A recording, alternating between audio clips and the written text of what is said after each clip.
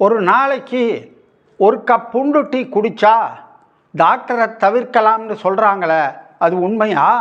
Garlic tea a cup a day keeps the doctor away அப்படின்ற பழமொழி எந்த தூரம் உண்மை? ஆரோக்கியம் சம்பந்தமான நிறைய பழமொழிகள், கட்டுக்கதைகள் இருக்குது. அதில் இது ஒன்றா அல்லது இது நிஜம்தானா? இந்த பூண்டு டீன்றது என்ன வேலை செய்யுது, என்ன பலன்களை தருது, இதை குடிக்கிறதுல யார் யார் ஜாக்கிரதையாக இருக்கணும், இந்த பூண்டு டீ டாக்டரை தவிர்க்க உதவும்னு சொல்கிறது எந்த வரைக்கும் உண்மை, இதை எல்லாத்தையும் விவரமாக இந்த வீடியோவில் பார்க்கலாம் வாங்க. இந்த வீடியோ முடிகிற வரைக்கும் வீட்டில் பூண்டு இருக்குன்னு அவசரப்பட்டு டாக்டரை டிஸ்மிஸ் பண்ணிடாதீங்க.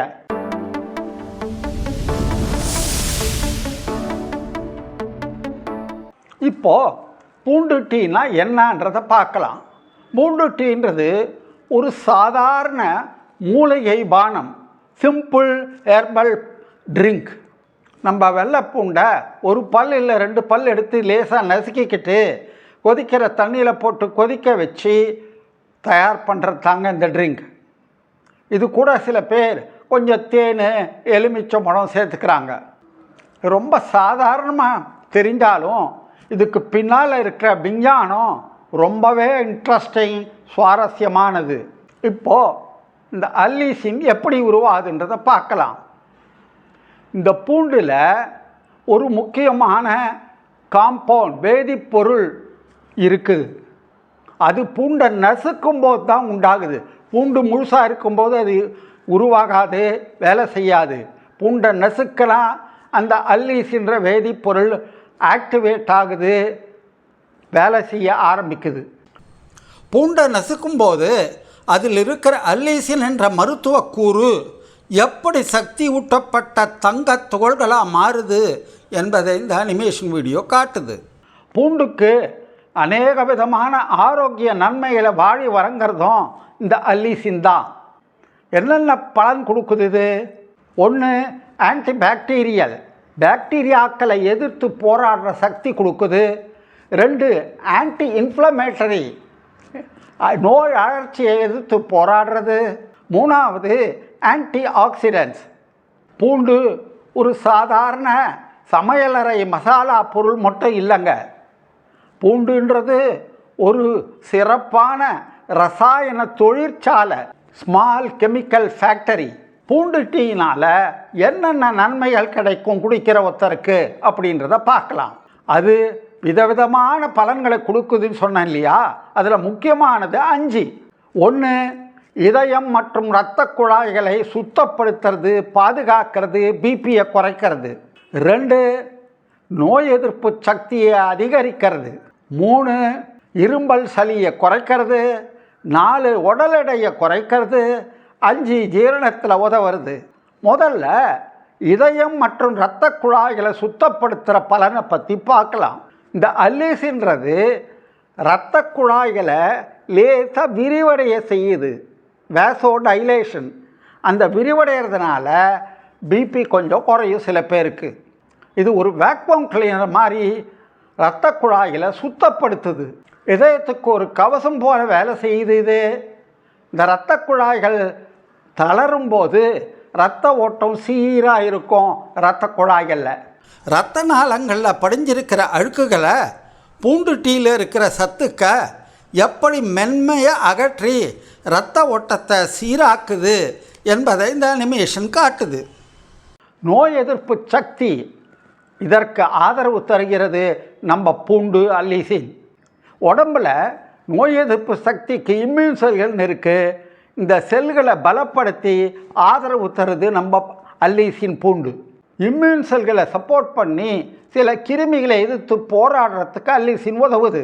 வெள்ளை இரத்த அணுக்கள் பூண்டின் சத்துக்களை உள்வாங்கி உடம்பை சுற்றி ஒரு வலிமையான பாதுகாப்பு கவசத்தை உருவாக்குறத இந்த அனிமேஷன் காட்டுது.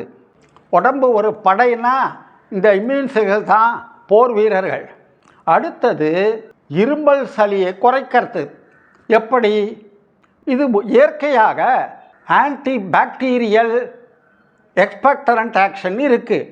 சளி நீக்கி அதை தவிர ரொம்ப லேசாக கிருமிகளை எதிர்த்து போராடுற சக்தி ஆன்டிபாக்டீரியல் ஆக்ஷன் இதெல்லாம் சேர்ந்து சளி இரும்பலை குறைக்குது. அடுத்தது உடல் எடை குறைப்பில் இதன் பலன் என்ன? உடம்பினுடைய மெட்டபாலிசத்தை அதிகரித்து ஜீரண சக்தியை அதிகப்படுத்தி உடம்பு எடையை குறைக்க உதவுது. ஒரு நாளைக்கு ஒரு கப் பூண்டு டீ குடித்தா டாக்டரை தவிர்க்கலாம். Garlic tea a cup a day will keep the doctor away அப்படின்றது நிஜமா கட்டுக்கதையா? டூப்பு தாங்க, கப்ஸா, கட்டுக்கதை தான். இது உண்மை இல்லை. இது டாக்டருக்கு மாற்றோ தவிர்க்க உதவுற பொருளோ இல்லை. உடம்புக்கு ஒரு சப்போர்ட், ஆதரவு. பூண்டு டீ குடிக்கிறவங்க யார் யார் ஜாக்கிரதையாக இருக்கணும்? 3 விதமான ஜனங்கள் ஜாக்கிரதையாக இருக்கணும். வயிற்றில் அசிடிட்டி பிரச்சனை இருக்கவங்க இதை கொஞ்சம் ஜாக்கிரதையாக எடுத்துக்கணும். நிறைய சாப்பிட்டா சில பேருக்கு எரிச்சல் அதிகமாகலாம்.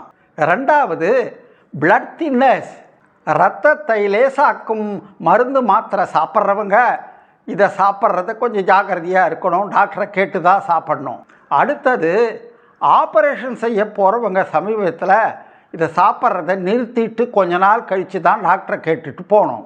இப்போது பூண்டு டீ தயாரிக்கிற முறையை பார்க்கலாமா? 1 அல்லது 2 பல் பூண்டை எடுத்துக்குங்க. தோலை உரித்து கொஞ்சோண்டு அதை நசுக்கி 1 கப் தண்ணீரில் போட்டு 5லேருந்து 7 நிமிஷம் கொதிக்க வைங்க. அதன் பிறகு இதை எடுத்து வேணுமாந்தா டேஸ்ட்டுக்கு கொஞ்சம் தேனோ அல்லது எலுமிச்சம்பழமோ பிழிஞ்சி வெது வெதுப்பாக குடிங்க. இதை தயாரிக்கிற முறை ரொம்ப சிம்பிள் தாங்க. இதுக்காக டீ மாஸ்டர் சர்டிஃபிகேட் வாங்கணுன்ற அவசியம் இல்லை. இந்த காலையில் 1 கப் வெறும் வயிற்றில் குடிக்கலாம், இல்லைன்னா சாயந்தரத்தில் 1 கப் குடிக்கலாம். பூண்டு டீ எல்லாம் நேச்சுரல் தானே அப்படின்னு அளவில்லாமல் குடிக்கக்கூடாது. அதுக்கும் ஒரு அளவு உண்டு, அன்லிமிட்டட் கிடையாது. எவ்வளவு டீ குடிக்கலாம், எந்த அளவு குடிக்கலாம் பூண்டு டீயை அப்படின்றது முக்கியமானது. ஒரு நாளைக்கு 1 கப் 200லேருந்து 250 மில்லி 1 பல் அல்லது 2 பல் அடங்கிய பூண்டை போட்டு தயாரித்ததை குடிக்கணும். அதிகம் குடிக்கக்கூடாது. இது நேச்சுரல்னு சொல்லிவிட்டு ஒரு கெட்டிலில் போட்டு வச்சுக்கிட்டு நாள் மொத்தம் குடிக்கக்கூடாது. அதிக பூண்டு டீ அதிக ஆரோக்கியம் இல்லை. அப்படின்னா இந்த விவாதத்தின் இறுதி முடிவு தான் என்ன? பூண்டு டீ நல்லது, ஆனால் டாக்டரை ரீப்ளேஸ் செய்ய முடியாது, டாக்டரை மாற்ற முடியாது. கார்லிக் டீ எ டே டாக்டர் அவே கிடையாது. கார்லிக் டீ எ டே பெட்டர் ஹெல்த்தி வேன்றது ஒன்றா கரெக்டாக இருக்கலாம். ஆரோக்கியம் ஒரு கப்பில் கிடைக்காது, அது தினசரி நல்ல பழக்கங்களில் உருவாகும். பூண்டு டீ ஒரு சப்போர்ட், வாழ்க்கை முறை தான் சொல்யூஷன். சமச்சீர் உணவு, உடற்பயிற்சி, நல்ல தூக்கம், மருத்துவ கவனிப்பு எல்லாமே முக்கியம். அடுத்த முறை பூண்டு டீயை பார்த்தீங்கன்னா உங்களுக்கு இந்த அல்லிசி ஞாபகம் வருதா பார்க்கலாம். அப்படின்னா நம்ம இந்த டிஸ்கஷன் வெற்றி பெற்றதுன்னு கணக்கு. நீங்கள் பூண்டு டீ குடிச்சிருக்கீங்களா? அதை உங்கள் கமெண்ட்ஸில் போடுங்க. இந்த தகவல் உங்களுக்கு பயனுள்ளதாக இருந்தால் லைக் பண்ணுங்கள், உங்கள் ஃப்ரெண்ட்ஸ் மற்றும் ஃபேமிலிக்கு ஷேர் பண்ணுங்கள். மறக்காமல் நம்ம டாக்டர் முரளி ஒய்டி சேனலை சப்ஸ்கிரைப் பண்ணுங்கள். தேங்க்ஸ் ஃபார் வாட்சிங். மீண்டும் அடுத்த வாரம் சந்திப்போம்.